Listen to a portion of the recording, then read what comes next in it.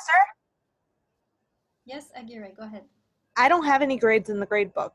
What do you mean? On Blackboard? No, you go, on Blackboard, you have the menu and you have an option called grades. Yes, my grades. I'm there right now, and I do not see anything for this class. That's funny. Okay, well, for your information, you have a 13, and I should probably need to go and check to see if I put it in there. Yeah, good, thank you. Okay, all right, let's get started with Rumi.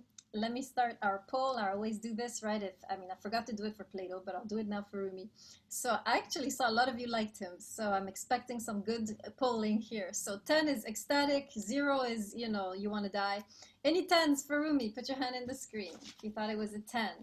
Okay, Durand, all right. A 9, Aguirre, all right. Any 9s? Okay, Gallagher, Castillo, see, it's getting really high ratings. 8.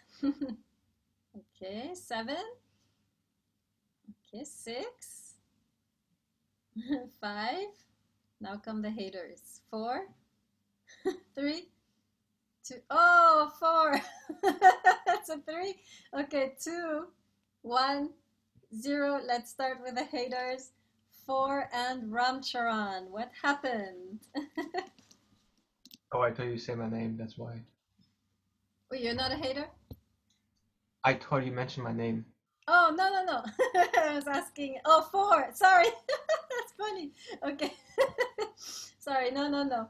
Okay, let's see. Ramcharan, you're only hater here. Go ahead. Tell us what happened. I did 6, but I didn't like it that much because it was only about love for God, not, and it just wasn't my thing. That's all. Yes.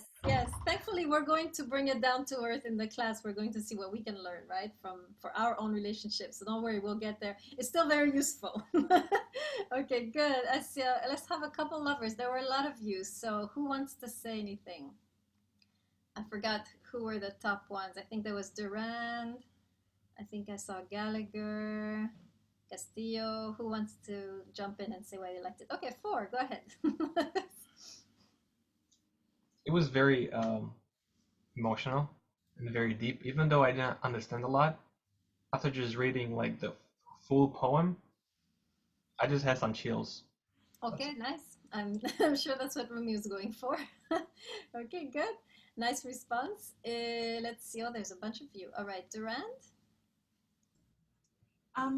I see what my other classmates said about it being like a lot of love towards God, but I also interpret it differently. I saw a lot of it like a lot of love in itself, not just, I didn't just necessarily apply it to God. I applied it in general to life, to relationships, even to passing, like people that had departed. So it was like a little bit of everything. Yeah, very good, right? You're right. The poem is about love in general. So whether it's applying to God or to your dog or to green tea, like Williams insists on doing, right? It's still the same concept, right? Which is why it's interesting to explore. Sarkisian and then Jaeger. Yeah, somehow some like specific components are like they're like not coming to me right now as much as they were before for some reason. But I'm like thinking about it now, and some of it is like our group discussion was mainly around that we were in a part of the same group, right? About it being like perhaps like really like towards God instead of love of others. But I was just like flipping through it to recall some things, and I saw plenty of things, whether they were like explicitly about God or whether they more like on the fence things that you could easily interpret as like being about love in general, right? There was one about like I think I don't remember the exact poem, right? But one about like kind of like something like leaving this world and going to the next, which could be like an afterlife reference, right? And stuff like that. But at the same time, like could be about like, like the adventure of love, like giving yourself up, like kind of like just diving into this ocean, like something like we don't become true humans until we die or until we go to the next life, something like that, right? That could easily be about like a major change in your life anyway. So I've always been able to find like metaphors for any of that, even if it like seems to be about God. Very good, right? You're really sensing, I think, what he's talking about, right? We're going to talk about this diving and this dying, right? Last comment, really quick, Jaeger, you want to add something? Yeah, no, it was just more like I don't know however it was written. It was just more enjoyable for me than the symposium and Song of Songs. So like the flow of it was just like a Yes. nice read. Very good, very good. Yes, I really saw that. A lot of you really enjoyed those poems. All right, let's get into it. Today we'll do a little differently. Normally I just lecture. Today we're going to work on this together because I realize when we do something like poetry, there is always more ways of seeing the text than just one person can figure out, right? The text is so rich that I feel like my own interpretation would not be enough. I need to rely on you guys. So today we're going to work together on the poems. I'm going to rely much more on you, on your feedback. So be ready. And so what I'm going to simply do is read a few passages and then I'm going to open the floor for you to interpret in the way you felt made sense. And we're going to this is what you're gonna put in your notes, right? So today you're gonna take notes off of each other, and then I'll add a few things, of course. So let's go first to where is it? Where's this king poem? Oh God, sorry, I got all my notes all mixed up. A king dressed as a servant. Here it is. Okay, king dressed as a servant. So finding it. All right. All right, I'm going to start reading and then we are going to start to interpret together. So I will get to the title in a bit when it's in the middle of the poem. All right, it begins like this. A sweet voice calls out, the caravan from Egypt is here, 100 camels with amazing treasure. All right, so my first question is, why is he mentioning Egypt? He's very far from Egypt, right? He's somewhere in the, close to Turkey, right, when he's writing this. So what is the meaning here of Egypt? Does anybody want to take a guess?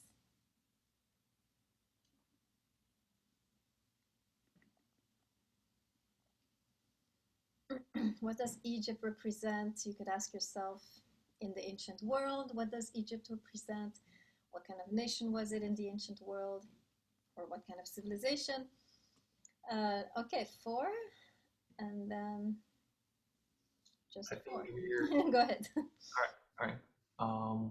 So I know that Egypt was very spiritual. They also believed in the like reincarnation a lot, and how they can only pass through heaven or to hell to like a special portal. They like have these measurement, like what did they do in life and what do they offer so they can pass. And I'm not sure if it represents the kings, how they were very powerful and how they had this idea that only kings are allowed to do some things about spirituality. Okay, good, right? You're sensing, right? Egypt, kind of a land of spirituality. You're right. In the ancient world, Egypt was the place where a number of mystical religions developed, right? So it is seen like that. So that works. Gonzalez, what do you want to add? I thought that it was evocative of like a diplomatic convoy. The fact that there's a caravan, the fact that there's an enormous amount of treasure, an enormous amount of people. It just seems something diplomatic in nature. Oh, interesting. And how does it connect to the poem, this idea? I think you're right. I hadn't read it like that, but that makes sense. Yeah. So it felt to me as if the author was talking about a king that was also his friend, and that in order to see him, he had to be dressed as a servant in order to sort of, I don't know, have some sort of anonymity going to maybe that particular part of the district of their city that he was visiting, something of that effect. Okay, good. I get that it's the king who's dressed as a servant, right? Not the other guy. Yeah. Okay, yeah, got it. Yes, I like that. So maybe the king is coming on this caravan, right? And then kind of puts on this servant clothing so he can be close, right? Or so he can encounter the writer of the poem. So yeah, we have, I mean, if we talk about God, right? We won't, but if we were to, there is something really powerful here. God taking the garb of a servant so he can be close to us, right? Here you have a clear influence of Christianity, right? This is really the story of Christianity, right? So remember, Sufism, what I told you in the audio, right? Sufism is influenced by Islam, by Platonism, and of course also Christianity. So here we have this notion of the proximity of God, right? God who makes himself small or humble so he can be close to us, right? So that's a very interesting idea right there, right? It's the title also. Good. All right. So continuing now, going back to love. Midnight, a candle and someone quietly waking me. Your friend has come. Okay, so here's my question. The friend here we know is the king or God or any type of beloved, right? So here's my question. Why does the beloved choose to come at midnight? What is so specific about midnight? And what can we learn about when our beloveds are going to come? What does midnight mean here? Can anyone try this one? Duran, go ahead. Um, at midnight, it marks a new day is about to begin. Okay, yes, you could say, right, the lover ushers in a new day, ushers in a new time in your life, a new era. We could say that. Yes, that works. Very good. Shia, what would you add? Well, the midnight, it gives people like a feeling of surprise or something like that. Very good, very good. We don't expect anything to come at midnight, right? Midnight is when we're in our homes, where we're cozy, right? And then all of a sudden someone bursts in. So, Shia, what does this tell us about the beloved? When do they come to us? Well, sometimes we are not like we are careless or we didn't really expect for that, and they just come in suddenly. Exactly, excellent, right? The beloved doesn't come when you want to make them happen, right? They come when you're done trying, right? There's a whole notion here of not making the beloved come, but allowing the beloved to come, right? In their own time, in their own way, to surprise us, right? You can't make it happen. You can only be surprised, right? So there's this invitation to kind of relax and wait for the surprise rather than try to run and make it happen, right? Very good. Nicely put, Shia. Let's see, Castillo, and then Gallagher. So at first, like, I was not able to understand why he mentioned midnight, because like God is always with us, right?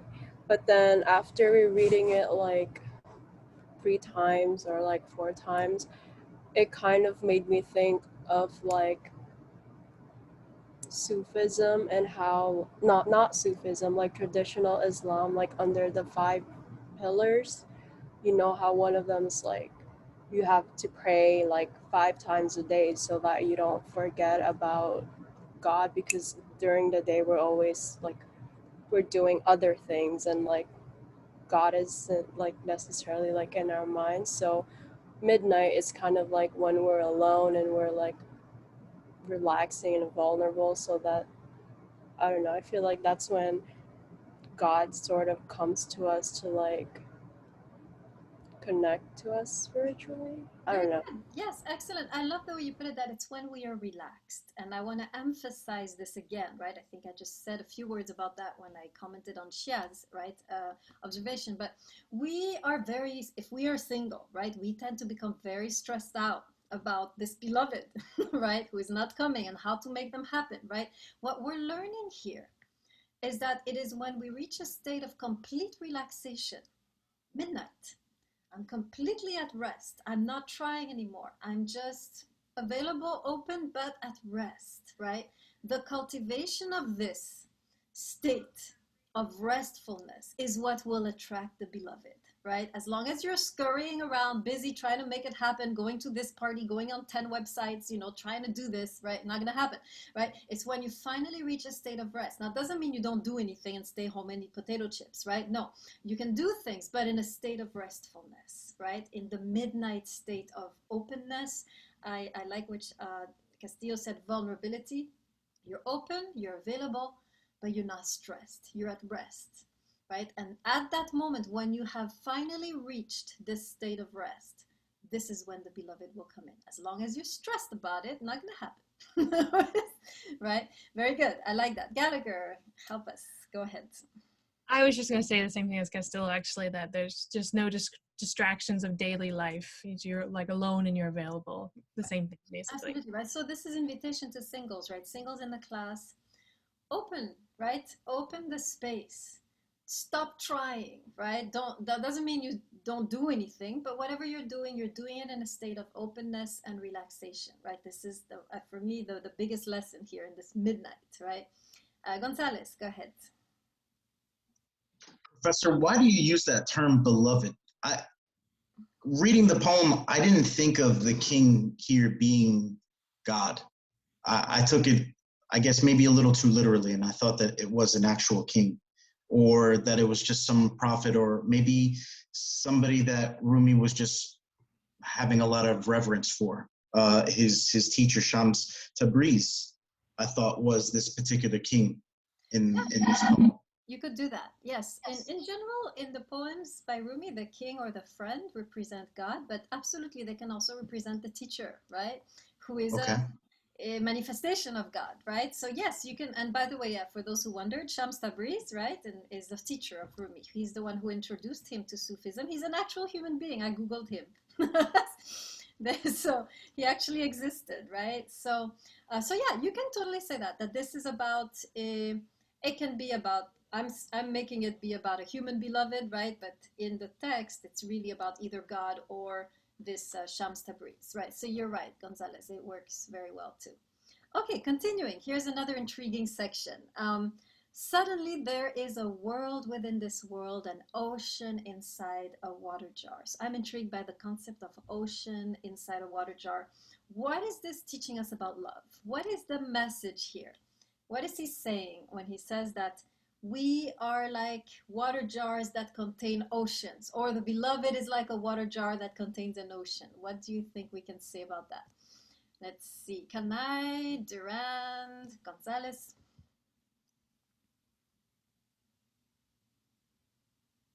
Kanai, go ahead. You there? Yes, I'm here. I was interpreted as an ocean has a lot of elements in it. There's natural treasures, there are thousands of stories. There's like a lot of things that pass through an ocean. Whereas a jar of water, it's just water in a jar. So just that's how I just looked at it.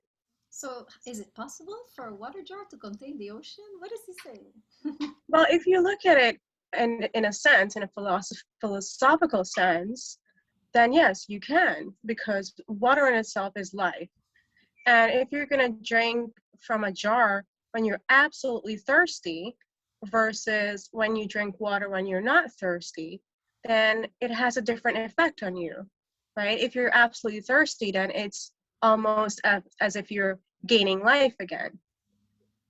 Good. Okay, so you're talking here about the life, right? Water is signifying life. What else could this water or this ocean mean, right? Let's see. Durand and then Gonzalez. When I read this part, I felt that these waters, it's our fears, it's our troubles, it's what holds us back. And you can actually, I pictured like the water jar being myself, and those oceans, it's all that's inside of us, bottled inside of us, whatever it is we fear. Because if I think of an ocean, it's something that's beautiful, yet it's also something to be feared. It's enraging. Yes, could be also the bottled up desires that we have, right? Which are like about to explode, right? Which can't be contained in the water jar. So yeah, I like that. I hadn't seen it like that. It's kind of dark interpretation of the ocean. But yeah, you can say that this is like the unconscious, right? And the kind of repressed unconscious. Yes, you can totally do a Freudian interpretation of this. Gonzalez, what do you think? I had my hand up from before. I forgot to lower it, but I'll take a shot at this. I thought that it was kind of indicative of a kind of like a microcosm. Whenever you have a moment of incredible fear or incredible clarity, everything gets dilated into one singular moment, and your life can flash before your eyes, right? At the beginning of this poem, he's told that this person is here, and then he rushes to go climb up to the roof to see if it's true. The moment that he sees him, it's one of those dilations of time. It's one of those events where the whole of your existence, the whole of your perception can be distilled into one singular kind of experience. Ah, very nice. Yes, like the heavens open, right? All of a sudden he enters into a new dimension, or he gets dilated by the experience, right? That's very interesting. I like that. Very nice interpretation. Williams, Gallagher. I was gonna say that kind of connecting to what Kahini said, kind of like with the ocean is filled with many stories. So like you could look at it at the surface, but like to get the like when you go underneath the ocean, there is like so much there to see, questions, these treasures, and all these beautiful devices. And it's like to what someone else said, it's like yourself. You know, when someone look at you, you know, it's a story. But as we go deeper and we open up about our feelings and who we are, it's like a story within a story, a world within a world. And like I believe the part it also said it's like kind of a corpse, and when you cut it open, you see more than what it is to the eye. So for me, it kind of connected with the ideal world and the materialistic world, and looking beyond and beneath of what it could be and what it should be. Because like with the king, you know, in order for him to escape from his world and to enter into another world, he had to change who he is and change and to enter into a different story. So that's how I kind of seen it in a way with the oceans and stuff. Excellent, excellent. You even drew in Plato, right? You're talking about the metaphysical dimension within the physical dimension. So one way to understand this text is to see that we contain the divine, right? This is a very Sufi idea. The ocean or the divine, the transcendent, is in our finite lives, right? All of us are filled with glory, right? In a way, all of us are filled with the divine. So that's what I'm sensing you're saying, and this is very Platonic, right? Of course, the two dimensions, and Rumi, of course, is bringing this transcendent dimension within the body, right? Another Christian reference here too, right? I think if you read the epistles of Paul, he says something about having a treasure in jars of clay, right? So same a reference, right? Connections here with Platonism, with Christianity, Islam, obviously, right? So very nice. Also, I like what you said, that everybody is more than what we see on the surface, right? We are an ocean. So very often we stop at the surface. We see someone on the surface and we don't dig, and we miss the ocean, right? Some of us say, oh, that person is so boring or so dull, or so uninteresting, and we're just seeing this, right? If we were to open, right, or enter this new story, we would see these treasures, right? All of these treasures, all of these stories, this ocean. So this is a great dating advice, right? If on the first date you're like, give a chance, right? Maybe there's of course there is, not maybe, there's an ocean there that you are missing out on if you dismiss someone too quickly, right? Very good. I like, very nicely done, Williams. Let's see, Durand, is that from before, the hand?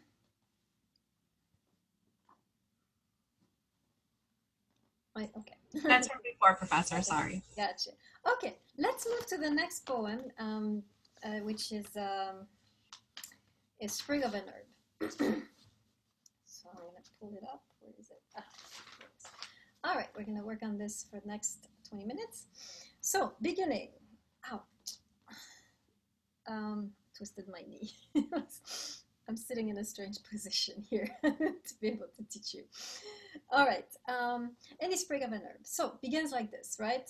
Learned theologians do not teach love. Love is nothing but gladness and kindness. So already saying we can't learn love in a classroom, which is what we're trying to do, right? Already discrediting everything we're doing, right? Basically, Rumi is thinking everything we're doing right now in this class for this semester is going to be pointless. Why? Who is the best teacher in love? If it's not the learned theologians, who will teach you? What do you think? I mean, at the end, it said the master of love is the only sign that we need. Yes. So I was saying that maybe it's someone with experience, someone who has been through it. True. That's one way to see it. But who will be ultimately your best teacher? All of God. us. Well, a God, the God.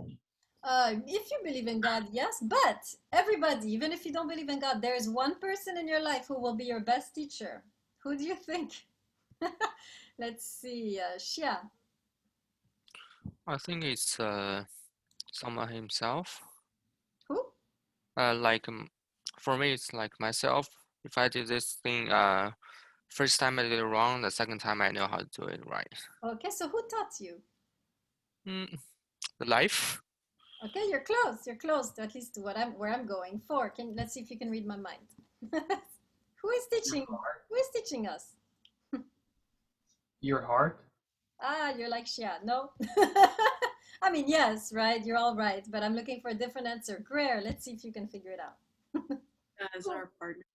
Yes, Greer, bingo. Right? Your partner is going to be your best teacher, right? If you want to learn about love, listen to your partner. What are they telling you? Very often, we don't want to hear what they have to say, their criticisms or their feedback, right? Because it's hurtful, it hurts us, right? But ultimately, even the partner that breaks up with you, right? Going back to Xia, what he's saying, right? The mistakes, even the partner that breaks up with you has taught you something, right? So if you really want to become masters, listen to your partners. Ask them, how am I doing? Right? What do you think I should do better, right? Refine your skills with your partner. Excellent. Sarkeesian, something to add? It seems to touch on a little bit of our instincts as well. Do you know what I mean? It talks about very later on, right? No need to explain this to a thirsty man. He knows what to do, right? Like, you don't need to tell a thirsty man, like, oh, you need to drink water. He just knows he needs to drink water, right? So, since there's a line in there somewhere as well about, like, don't be a shepherd, become the flock, right? Kind of like, let yourself learn and follow ideas. It's kind of like listening to the whoever our partner is, but also I think listening to ourselves to some extent as well. Nice. I like that, right? Also, what you're mentioning, right? Learning to follow is important skill in love, right? Instead of trying to guide everything, learning to go where love is taking you. And very often, to be honest, we fight it.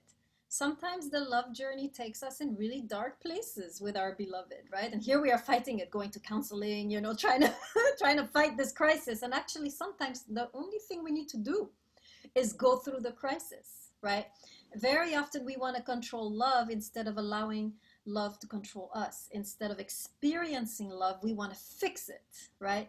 And this is so important, right? I want to emphasize this. Very often when we have a crisis, we want to fix it, we want to get rid of it. And very often all that is really required of us is to go through the crisis, to just suck it up and go through until the end. Experience the crisis in the fullest instead of trying to fix it and escape it, right? So this is very important idea, right? This idea, I don't even know how we got there. The instinct, yes, thank you, Sarkeesian, the going with the flow. Allowing ourselves to follow the course of the relationship rather than holding the reins, right? The relationship knows what it's doing. Even if it feels like everything is coming apart, actually this is part of the relationship's wisdom, right? There is an inner wisdom of love that we ought to just surrender to, right? So I like that. Very good. Okay, continuing, otherwise we'll never finish.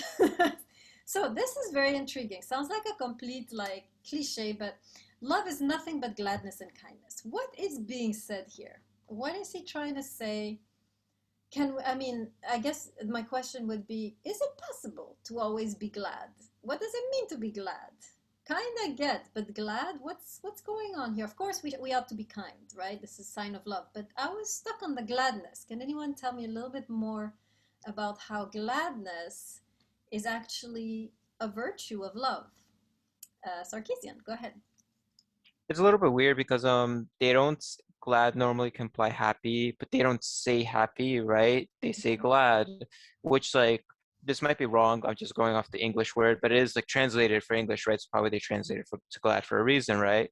Someone can tell you like, oh, this thing happened, and you can say, oh, I'm glad, like I'm glad it did, right? You're kind of expressing gratitude that it happened. So it's not just like happiness, it's like being grateful for something as well. Yes, excellent, right? Too often we seek love for happiness and we forget that love is not necessarily feeling happy, but love is certainly expressing gladness, right? In other words, gratitude. I like the way you put it, right? I like that very much. No matter what you're going through with your beloved, right? There is some reason to be grateful.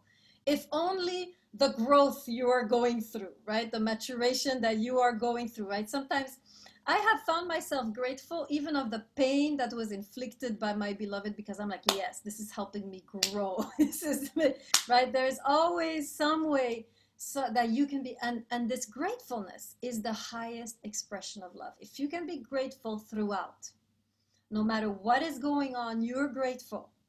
You are really on the highest level of, you're the mastery level of love, right? Most of us cannot even do that, right? This is high level. Good. Let's go to the next one. I like this one a lot. Do not try to be a shepherd, become the flock. What does this mean? What, I mean, Sarkisian kind of, said a few words about it. What does it mean in a relationship to not be the shepherd?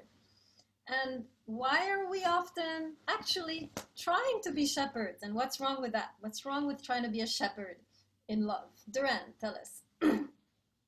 So what I interpreted is like usually the shepherd is the one that's guarding the flock and making sure that it doesn't go anywhere. So I think it's trying to allude to that love will come when it's ready. Like you don't have to force it. You don't have to go looking for it. It'll come when it's due. Very good, right? Love in a way is not something you can control. We can control many things in this world, right? You can control how you do on a test. You can control what car you're going to buy, how much, to a certain extent, what job you'll have. But when it comes to love, this is where we really have no control. I mean, we can certainly do our part, but ultimately the outcome, right, is always out of our hands. We can do the best we can to create favorable conditions, right? I talk about love in this way, right? You can be a gardener, create the right conditions, but you cannot control the outcome, right? And so that's the first thing. Love will come when it decides to come. You cannot force it, right? Very good. What are some other ways that we are shepherds and shouldn't be? This time within the relationship. So this is for the beginning. We want to control the beginning, but we also control the middle. What are we doing when we're shepherding in the relationship? Williams, go ahead. We control the person. We try to make them who we want them to be rather than letting them be. We compare and contrast. We look at other people's relationships and compare it to ours. And it's just like, he bought her flowers. Why can't you buy me flowers too? We go on this competition, like they're going out on double dates. Let's go out on a triple date, So we always try to control the person who we're with, and we try to control the relationship itself rather than letting love being expressed naturally. We're just like, express it this way and express it that way and do it this way and cook my favorite food, rather than letting the person try their best to show you how they want to, rather than letting the person love you the way how they want to love you. You want them to love you how you want. I don't know if that makes sense, but you get where I'm going with it. But yes. The next poem we'll do, called No Expectations, is exactly what you say. We come with expectations, how they should treat us, and when they don't treat us like that, we're not happy. Instead of allowing, like you're saying, the lover or the beloved to love us in the way, right, that they know how, right? So absolutely, right? Learning to lose control over the person, to relinquish control over where the relationship is going, to kind of enjoy the ride. We are incapable of doing this, right? We want to control every inch. And in doing so, we are not really surrendering to the flow of love, and we are not really, therefore, going to our destination. If you're in a river and you're hanging on to whatever, a stone, and you want to be like, you're never going to get there. You have to leave the stone, let go of the stone, and flow with the river if you're going to get somewhere, right? And very often we actually put roadblocks in our relationships because we want to control. We want to actually go somewhere, but we're doing the opposite. We're blocking. Anytime you control anything, you're creating another block, right? The moment you finally surrender to the movement of love, you will finally start to move somewhere, right? So very nicely put, Williams. Nice analysis. Kanai, anything else? I was actually going to say almost the same thing, that we should, as being in the flock, It's kind of allowing ourselves to be guided instead of taking the lead. Yeah. And it's so hard, right, to kind of relinquish control because it's the unknown and you don't know if it's going to go where you want it to go, right? And it's and doing, but in a way we have to have a little bit of adventure, right? A sense of adventure when you enter a love relationship. You have to be kind of an explorer and be willing to enter new dimensions, right? If you're too scared, we'll talk about this in the next poem next time, being like a, you in a way remain, we'll talk about this, like an unborn baby, right? You can't get out. So we're going to talk about this next time. Very good. Now, here's my favorite part. I'm going to read that. It's a whole little story here, little scenario at the end of the poem.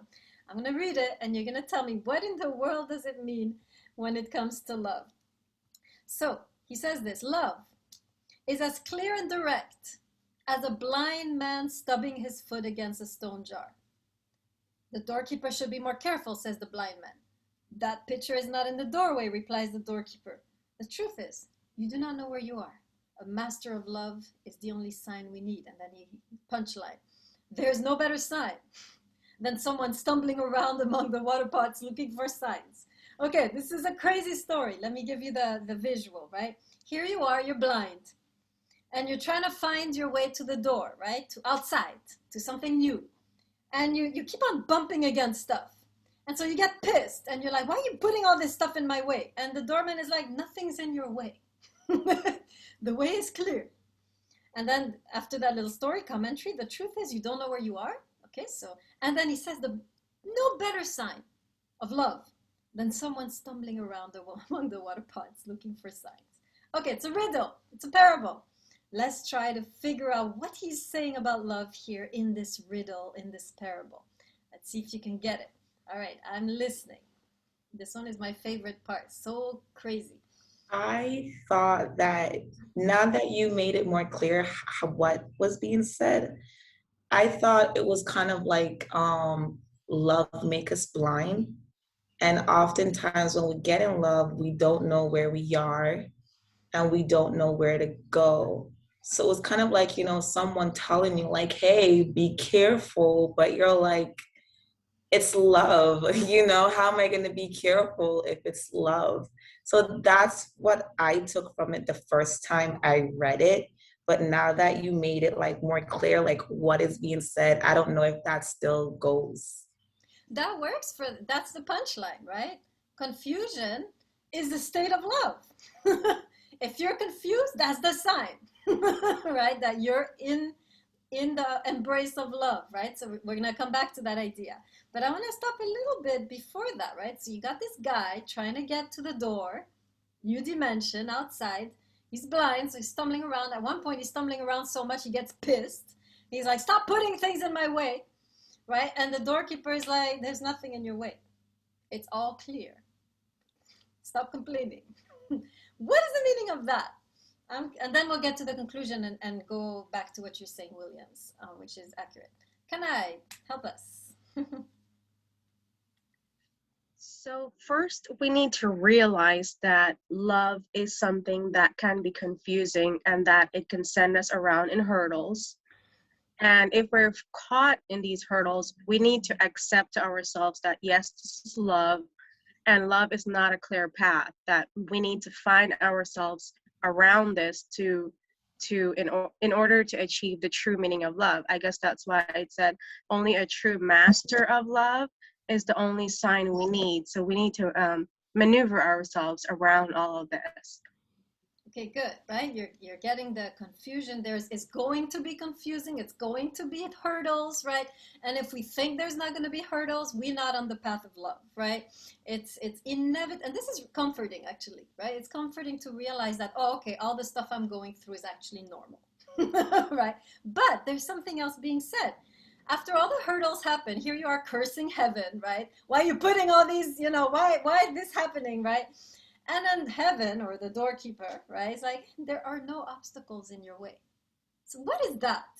What does he mean that there are actually no hurdles? And here we are in the hurdle, and the doorkeeper is saying, yo, there was a path that was clear. What does it mean? Anybody? Is it connecting to when with the shepherd and the flock? Because when we try to control things, we meet all these obstacles and that creates problem. It's like, you're controlling and stuff. But all he had to do was just let go and just walk right through the clear path. But because you're trying to control, that's why you're meeting all these thumbs and walls and walking through the bushes when all he had to do was just walk down the alley. Yes, that's the closest interpretation I've come to when it comes to this passage, right? This is, I think we create sometimes, often, the hurdles. Why? Because we want to control. And there's actually a clear path open to the one who chooses not to be a shepherd. As long as you're trying to be a shepherd, you're going to bump into stuff, right?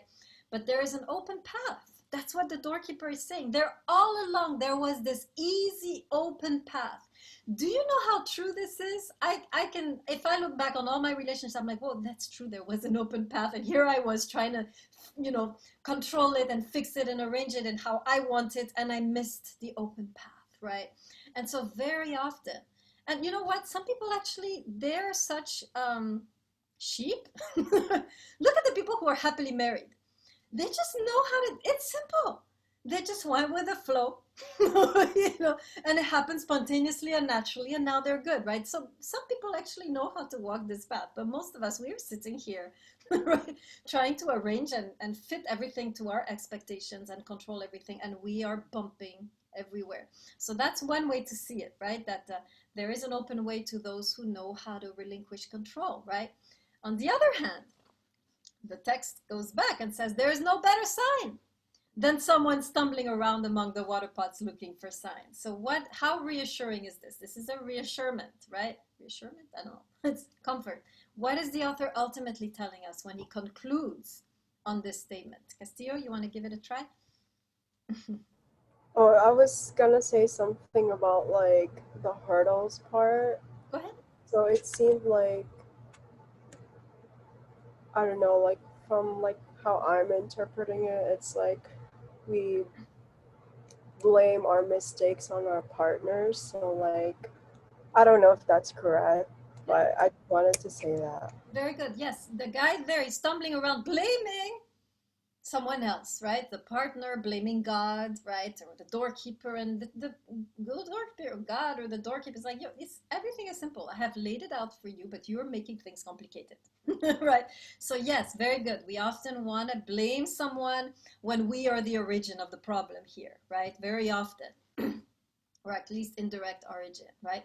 So, but however, the conclusion, right? The punchline, no better sign than someone stumbling around. What is ultimately the author telling us by this conclusion? Gonzalez? I think he's trying to say that practice is the best teacher, that we need to learn how to navigate our way around our relationships in a way where we don't try to wrestle control of everything and stumble against these pots or these obstacles, but that we figure out how to flow through a little bit more naturally. Yes, I love that. And in a way, we learn from our mistakes. This is an invitation to not be afraid of stumbling, of hurting your foot or falling down or going in the wall, right? This is an invitation telling us, don't, love is like this. Don't be afraid of messing up, of stumbling around, of making mistakes, because this is how we navigate this. Of course, the less we try to control, the smoother the journey, right? Would be what we've been saying. But it's okay to make mistakes, right? It's okay to fall on our faces, right? And all of us will. There is no love relationship that remains pristine, right? At one point, it's all ruined, right? And then it's the journey back, right? Back to Eden or back to paradise that we do by stumbling around. This is how we love, right? We have to accept that there's no perfection. It's not like you have a concept and then you robotically do it right? No. We saw this in the Song of Songs, right? They mess up throughout the text. They're messing up, right? And in the end, it works out because they kept at it, right? So there is no, you know what to do clearly, and then you just apply it clearly like math. And then you get like a, what do you call those? An integral, right? And then you get the answer. No, right? We need to accept that the love journey is a journey of stumbling, and that's okay, right? Good. Sarkisian. It's like I see like kind of like a thing regarding effort in like two different ways. So for example, right, like obviously we're all blind people, we're all kind of like in the dark. There's an inherent uncertainty towards love, right? Uncertainty of the other, uncertainty even of ourselves, right? How things will happen in 5 years, 10 years, whatever, right? So if you find people still like digging through that uncertainty or still like putting an effort, basically, I think is what they're trying to say, right? Then it's like on one hand, it's like it shows you're still interested in the relationship as well. If you're still putting in effort, you still care. So it's a good sign for you that you're still interested. And Ursa, in two ways, like if you see the other person putting in effort throughout this uncertainty, then you know they're still interested too. And this effort can like manifest in any way. You know what I mean? Like even if you argue, I'd say like a lot of people say, for example, right, when you stop arguing is actually kind of like when you're towards the death of the relationship because like you kind of throw your hands up and you're like, I don't care about it anymore. Do you know what I mean? That's kind of like, well, you don't care. You're not putting in effort despite the uncertainty anymore. So that's like a sign that you don't care, a sign the other person doesn't care. So it's like a bad sign. But if they are putting in effort, then you'll know, right? Like that person still cares. Yeah, very good, right? The highest expression of love is trying to love. Right. Even you're messing up, you're trying. This is already speaking to the true love that's in your heart, right? The fact that you're trying is in itself love, right? Very nicely put. Gonzalez. Professor, all of this poetry was written in a time, Plato, well, maybe not Plato, but definitely Rumi's poetry and man, I can't remember now. Who did we read before? Yeah, Song of Songs, Solomon's poetry during antiquity. This is written in a time when people didn't date.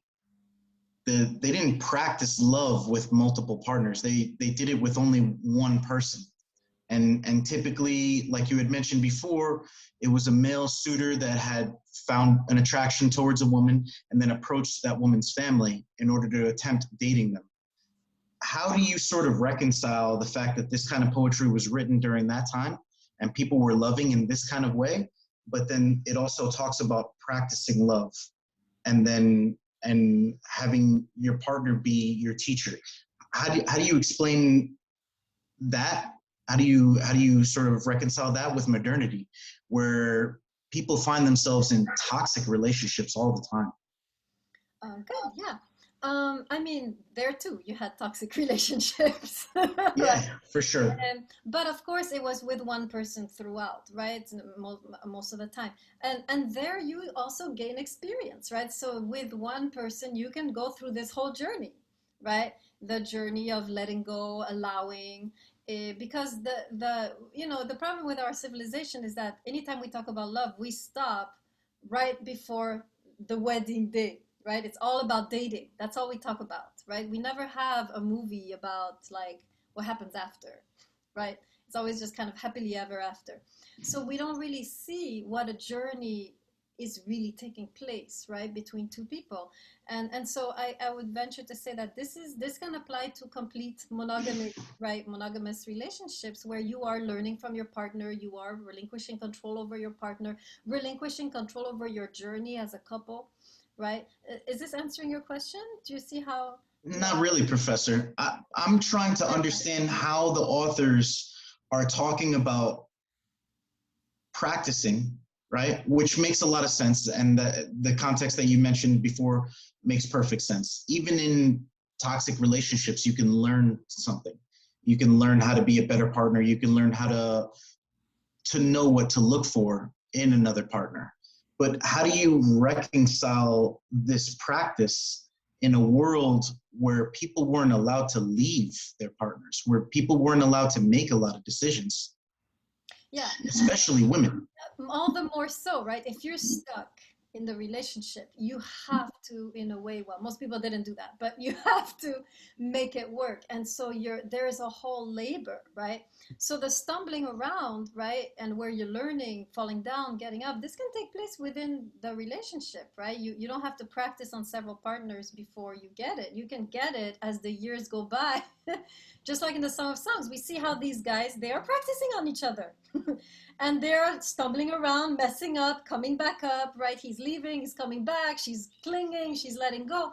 And as they're, evolving in the relationship, they are growing, maturing. So does this answer your question? I guess so. In the way that it makes sense of how it was practiced.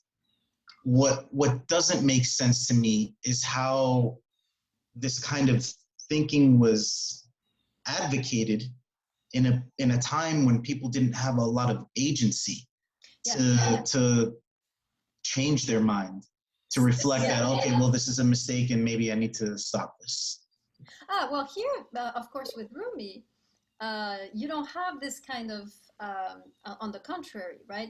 Rumi actually is not talking, the agency we have here does not imply that you try this and then try that and then try this, right? We're going to see this in the next poem where he talks about love as a transaction, and where he talks about that we need to get beyond the spirit of transaction, where, oh, you don't give me this, then I don't give you that, goodbye, right? So this actually works, it can work on any relationship, but it also works very well on a relationship that's constant, where yes, you don't have agency to leave, but you have agency to change and influence, right? You have agency, you have a lot of agency actually, even if you don't have an exit.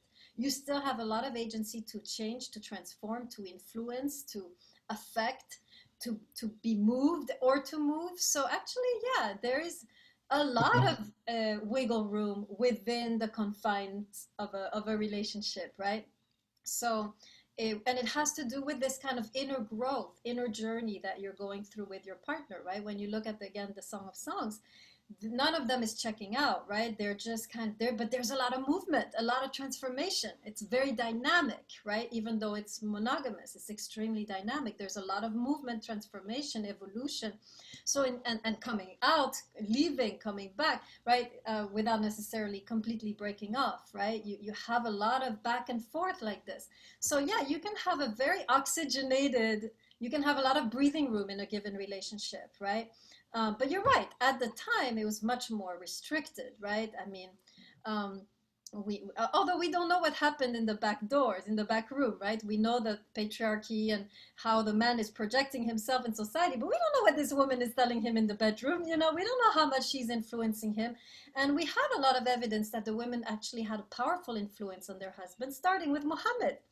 Right? You know certainly very well that he had several wives, and there was one particular wife was really getting and affecting him and transforming the way he was thinking.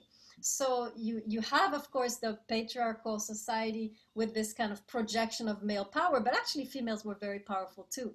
And there was a lot of movement in the bedroom in terms of influencing and transforming and affecting the relationship as a woman, right? So we tend to forget that the power of women behind closed doors is not talked about. It's not documented, but it was there. Certainly, we see this in some biblical stories, which are at the same time, right? And the stories of Muhammad and the way that he dealt with his wives, right? He was actually very influenced and influenceable. So is this better now, Gonzalez? That definitely, it shines a clearer light on the question. Maybe I'm not phrasing the question properly, but you definitely elaborated in a way that makes a lot of sense. I can see how women, especially women, had a lot of freedom and agency to evolve the relationship. I'm just trying to picture relationships in the context of actual toxic relationships. I don't know if anybody here has ever been in an actually toxic relationship, but I've witnessed it. I've never been party to it myself, but I've witnessed it, and it is incredibly corrosive to the spirit. And I don't see how somebody can use this, I don't know how to phrase it because I don't know it well enough, but this kinds of transcendental kind of way of looking at love to sort of make it better. There's not enough in this text when it comes to toxic relationships. We have to wait for Kierkegaard, I think. For me, Kierkegaard is the one who really directly deals with a toxic relationship, or at least he doesn't deal with it, but his advice or his wisdom actually perfectly works in the well, perfectly is a Okay. is an approach that would work. So yeah, we need more tools, right? Obviously, right? We are only at the beginning of our journey. So yes, there is this text. You're right. I don't see much advice if you are in a toxic relationship. Go with the flow. You know, it's not going to happen. So yes, we That need doesn't always more work, you know? Yes, we need more tools, and I think we'll get them with, especially Kierkegaard. I think Buber can help. But I think for me, Kierkegaard is the one who really directly addresses. In fact, the test question I think is, what would Kierkegaard do in a difficult relationship, right? So, and you could change that to toxic relationship, I think, and we will actually be dealing with that. So yes, we need some more tools. I agree with you, Sarkisian. Just on that very last thing, I think the implication of what he's saying is that kind of similar to the effort line, right? It's a good sign if they're putting in effort, but like taking this in a little bit of a different way, obviously, right? Maybe Rumi just wouldn't define like a toxic relationship as like love in the first place. Like you'd see like if it just went from like trying to like investigate the uncertainty and trying to like figure out the love, do you know what I mean? To like being abusive. Not even like I mentioned arguing can be good, but like there can be constructive arguments and there can be just like trying to make the other person feel bad. Do you know what I mean? Like if your only real goal just becomes like abusing the other person, then that's exactly like it says, right? Like it's not part of the good sign where you're struggling in the dark anymore. Now they're trying to take control and just like scream and like hate everything. So not really love by Rumi's count, I think. Yeah, I think you might be right. This is a different. Although I would disagree. I think we put labels sometimes. I'm very tolerant of bad lovers. So I tend to be I tend to say a relationship. I wouldn't call it toxic. I would call it challenging, perhaps. But I think when we get to Kant and Kierkegaard, we're gonna have a little more about how we can position ourselves in such a relationship in a way that is transformative rather than destructive, right? There are ways we can position ourselves to create transformation, even in a difficult relationship or, like you say, a toxic relationship. I don't like toxic. You'll see when we study Buber why, because it's a bit reductive. Oh, okay, so you're just a toxic human being. That's all you are. There's no redemption for you. That's what you are, poisonous, right? So when we start, nobody, right, is completely poisonous, right? There's always something you can work with. So this kind of label, I feel, is counterproductive, actually, to helping the relationship move forward. And we'll see this especially when we talk about Buber, the way that we put labels and limit ourselves and constrict our relationships and block any type of progress because we say, oh, he's a narcissist. Oh, she's a hoarder. And that's what they are now, and that's it. And now we can't move forward because that's what they are. You see what I'm saying, Gonzalez? Yeah, so I would say challenging relationship. Some are more challenging than others, right? I wouldn't use the word necessarily toxic, but we can still acknowledge the challenge and the difficulty and the pain, while still creating room for possible evolution, which we'll learn the skills for when we do Kant and Kierkegaard, hopefully. So hold that thought. That's a very good question. Sarkisian, you want to conclude? Sorry, what you said just like really struck a chord with me because like that's like completely correct. I've noticed sometimes like I would have like arguments with my girlfriend, right? And it would be situations like where like one would see the other or I would see her as like, oh, this is just like horrible, like all this stuff, right? Like narcissists, like there's just something wrong with them. Do you know what I mean? But Yeah. when you fundamentally think about that, like eventually someone finds someone they stays with for at least a good amount of time, right? You have the people who are like divorced and like remarried like 9 different times, right? But like they're a special case, right? Eventually someone finds someone who can tolerate them, you know what I mean? And they fix themselves, right? So the idea is fixing things is possible, right? Advancing as a human is possible. It's just a matter of really if you do it in this relationship or in like the next one. Yeah, absolutely, right. I agree with you. Okay, let's summarize a little bit what we learned. I'm going to put in the chat. What are some of the lessons we learned from both of these texts that we can summarize for each other? Let's go to the first one. I should have done it right after. I forgot. Sorry. But let's go to the king dressed as a servant. What are some lessons we learned from a king dressed as a servant? I'm going to put it all in the chat, and that way we have a little record. So I'm waiting for your hands. What are some of the lessons from a king dressed as a servant? Castillo, go ahead. Love comes to you naturally. Good. You don't have to force it, right? Make it happen, right? Good. What else did we learn in a king dressed as a servant? I almost feel like that's the only thing we learned. A couple more. One more thing. Anybody has the one more thing that's in that poem that we talked about? When we talked about the ocean within the water jar, what did we learn there? Gallagher? Like people are more than meets the eye. Sometimes you have to wait and find out what they have to offer. Yeah, going back to Gonzalez's excellent point, right? People are more than meets the eye. We categorize people and relationships, but there's so much more, right? If we were willing to, or if we had the courage or the strength to. Some of us don't have the strength anymore, right? After enough of a challenge. But sometimes, right, those who do have the strength sometimes get somewhere with these crazy people. So there's hope there too. Gonzalez, tell us what else.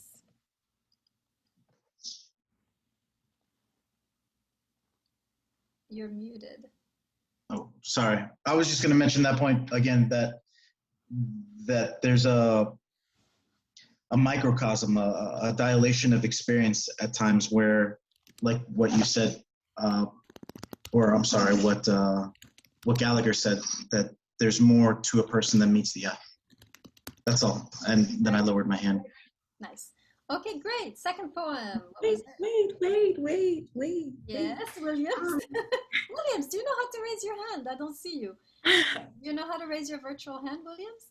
Yeah, I do. Okay, But okay. I want to stop you before you moved on. So Go I ahead, was, Williams. Tell me. the part that says, "Let me keep opening this moment like a dead body reviving." I know we spoke on the dead body reviving, but let me keep opening this moment.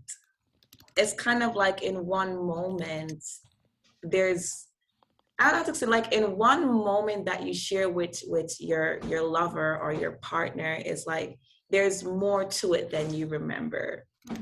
Like if you keep reopening that one special moment or whatnot, there's like more story there in a story itself. Very nice, very nice. We miss sometimes how rare our experiences are with our lovers, right? We it becomes trivial and ordinary when actually it's actually quite extraordinary what is happening at every moment. Very good. So another hand, who was it? Trying to see. Oh, the hand disappeared. Okay. All right then. Second poem. What do we learn? That one had a lot more.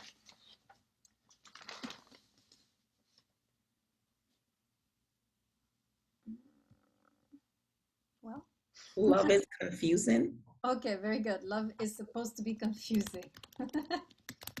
So don't be afraid of being lost or of making mistakes, right? And that let love be the master and you be the follower. Yes, yes. Right? Allow love to take you where it will take you, even if it feels crazy. Good, good, good. What else? What else? We stop ourselves. What do you mean? Like with the blind guy, so we create our own problems and stuff. Yes, we block the course of love by wanting to control. I think that's what you were saying before. To control it. I like that. Yes. We block the course of love by trying to control it. And the basic ones, love is not taught, it's learned, and love is not wrong or right. Oh yeah, we didn't talk about that. Yes. And then gladness, right? The importance of gratitude. Great. Anybody else wants to add? I think Williams has summarized very well. Anybody else? Okay, good. All right, we'll call it a day. Let me stop the recording.